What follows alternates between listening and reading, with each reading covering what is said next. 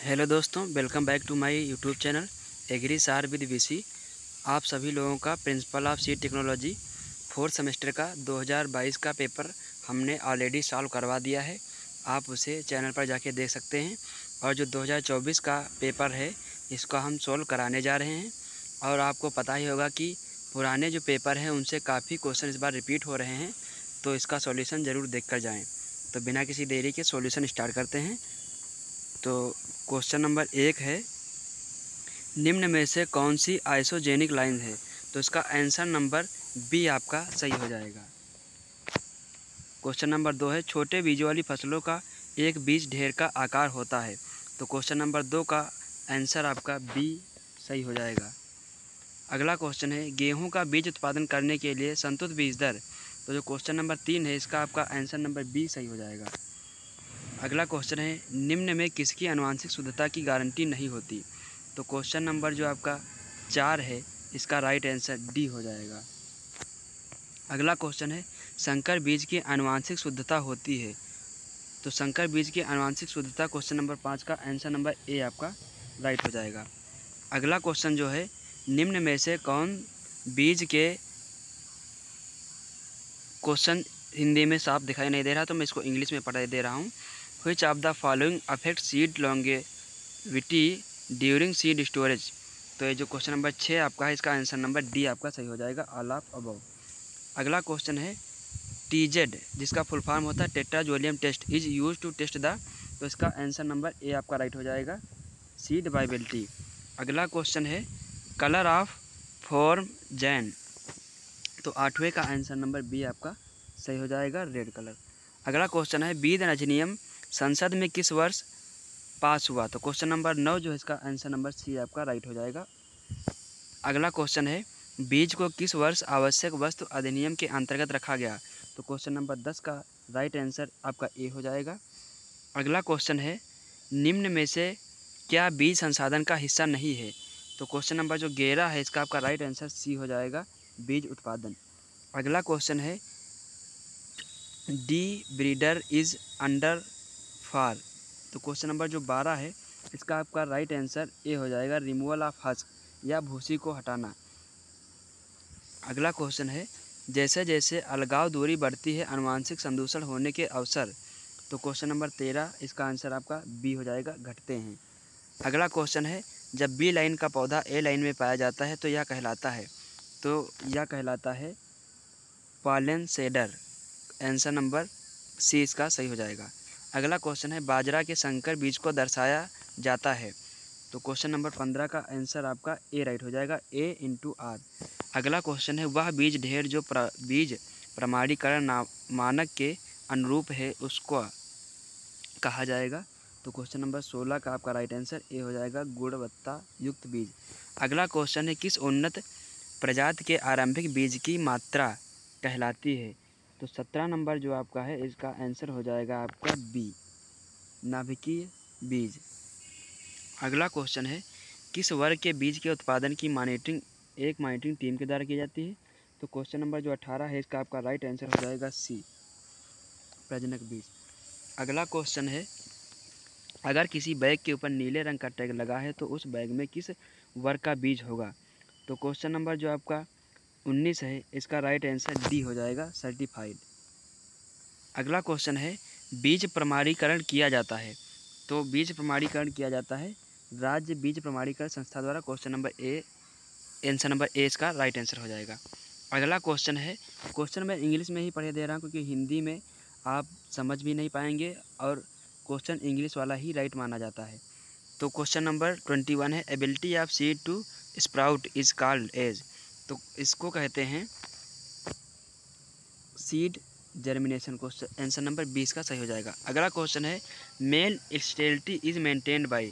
तो question number 22 का जो राइट आंसर है वो बी हो जाएगा। अगला क्वेश्चन है, colour of 2,3,5 triphenol tetrazolium colour is. तो जो क्वेश्चन नंबर 23 है इसका आपका राइट आंसर हो जाएगा, none of these.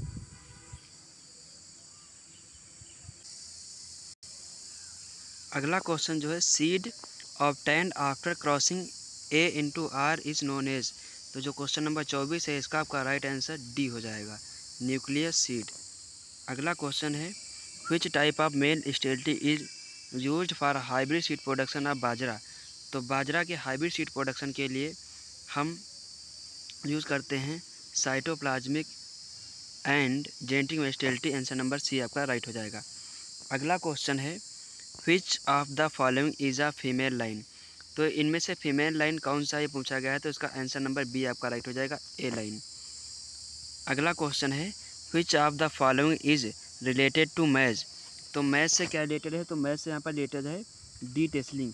D tasseling क्या होता है, रिमूवल ऑफ टेसल, और डी सिल्किंग होता है रिमूवल ऑफ सिल्क। अगला क्वेश्चन है isolation distance for seed production of wheat. तो व्हीट के सीड प्रोडक्शन के लिए आइसोलेशन डिस्टेंस जो रखी जाती है वो 3 सेंटीमीटर रखी जाती है।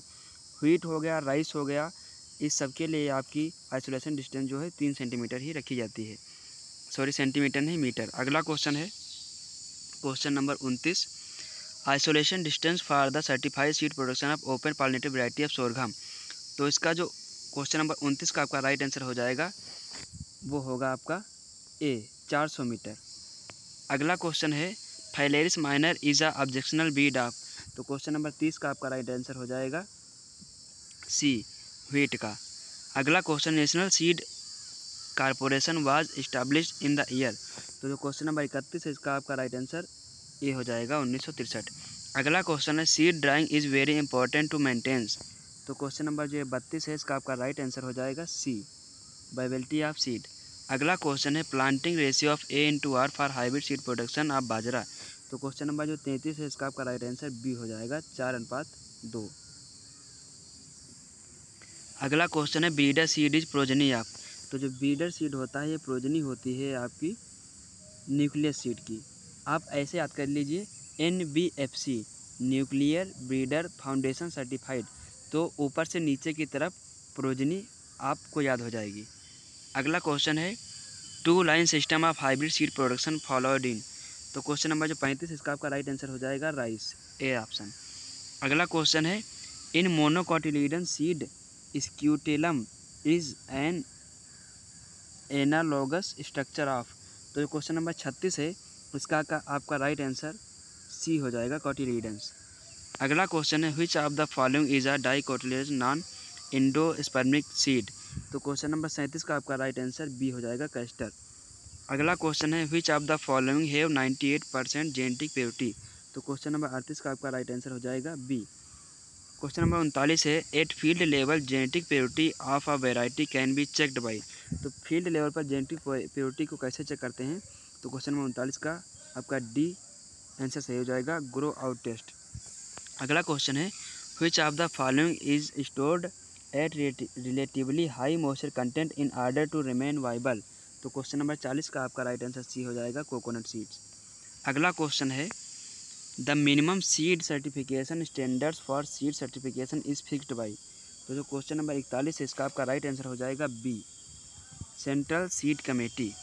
अगला क्वेश्चन है how many field inspection are recommended for self pollinated crops. तो क्वेश्चन नंबर 42 का आपका राइट आंसर हो जाएगा ए हो जाएगा 4। अगला क्वेश्चन है central seed testing laboratory is situated at. तो क्वेश्चन नंबर 43 इसका आपका राइट आंसर डी हो जाएगा, IARI न्यू दिल्ली। अगला क्वेश्चन है seed sample which is sent to the seed testing lab is called. जो सीड सैंपल सीड की टेस्टिंग के लिए लैब में भेजा जाता है तो उसे क्या कहते हैं, तो यहाँ पर हो जाएगा सबमिटेड सैंपल। अगला क्वेश्चन है all quality tests are performed on. तो जो क्वेश्चन नंबर 45 है इसका राइट आंसर सी हो जाएगा, वर्किंग सैंपल।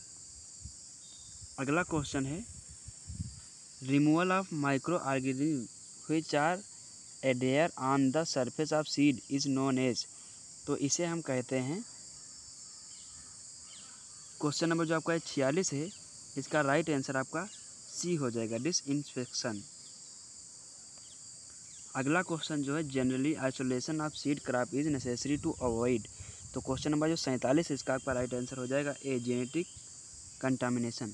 अगला क्वेश्चन है seed treaters are used for. Question number जो 48 है इसका आपका राइट आंसर हो जाएगा डी, सीड ट्रीटमेंट।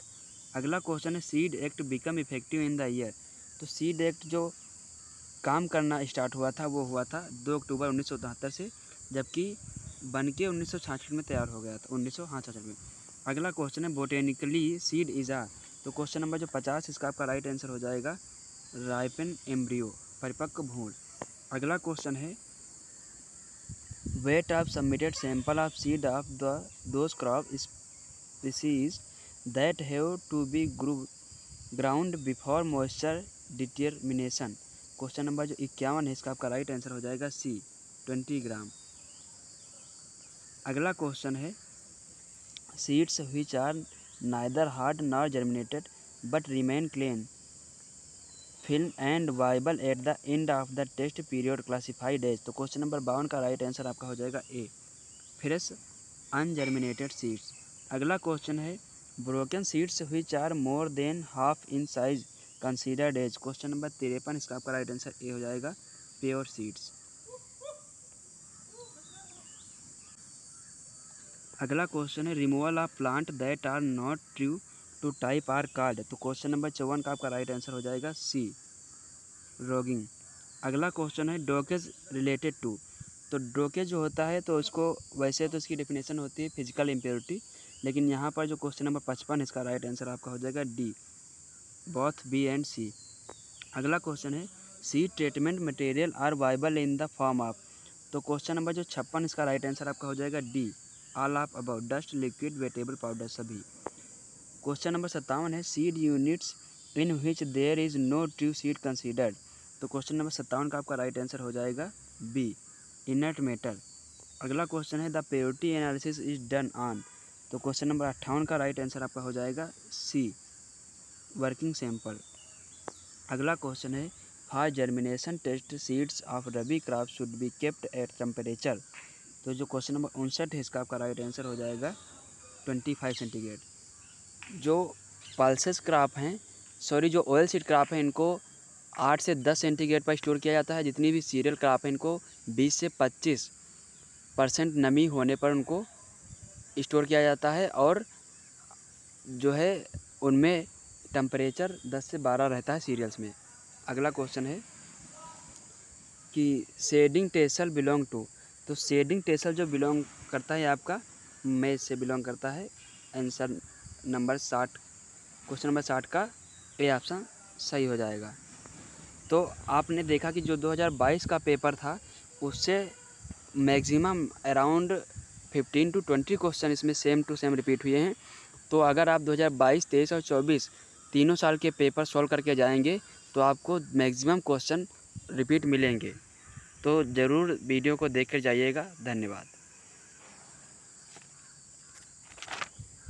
क्वेश्चन बहुत रिपीट हुए हैं यार में। हाँ।